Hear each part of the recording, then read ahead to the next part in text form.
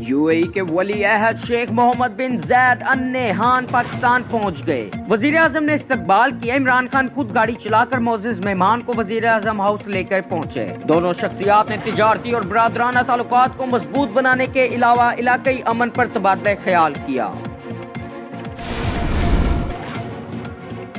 वज़ारत दिफा ने लापता कर्नल रिटायर इनाम को तहवील में रखने का एतराफ कर लिया। इनामुर रहीम के वकील ने कहा कि वज़ारत दिफा या इसका कोई इदारा इनामुर रहीम को अपने पास नहीं रख सकता। अदालत ने सरकारी नुमाइंदों पर इज़हार बरहमी करते हुए एडिशनल अटॉर्नी जनरल को कल पेश होने का हुक्म दे दिया। वफाकी हुकूमत ने MQM के मुतालबात तस्लीम करना शुरू कर दिए। बाज़ मंसूबों के लिए जून से पहले छोटी रकम फराहम की जाएगी, जबकि बड़े मंसूबों के लिए नए माली साल में फंड्स मुख्तस किए जाएंगे।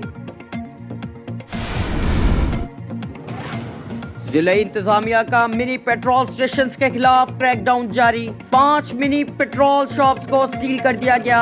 DCO दानिश अफजाल की हिदायत पर असिस्टेंट कमिश्नर सिटी तबरेज मरी ने बंद रोड पर कार्रवाई करते हुए मुतअद्दिद मशीनों को भी जब्त कर लिया। लाहौर का सर्द मौसम कबड्डी वर्ल्ड कप में रुकावट बन गया। ब्रॉडकास्टिंग कंपनी का कहना है कि सर्दी में लोग मुकाबलों को देखने नहीं आएंगे। मुंतजमीन का मौकफ है कि भारत समेत तमाम टीमों ने शिरकत की तस्दीक कर रखी है। ऐसे में शेड्यूल तब्दील से इवेंट मुतासिर हो सकता है। दूसरी शादी के हवाले से मायरा खान ने खामोशी तोड़ दी। सोशल मीडिया सारिफ के सवाल के जवाब में मायरा ने कहा, जब लगेगा तो कर लूंगी। सोशल मीडिया पर मायरा के इस जवाब को काफी सराहा जा रहा है। अगर आपने अभी तक हमारा चैनल सब्सक्राइब नहीं किया तो अभी सब्सक्राइब करें और बेल आइकॉन को क्लिक करके हमारी लेटेस्ट वीडियोस के बारे में अपडेट जानें।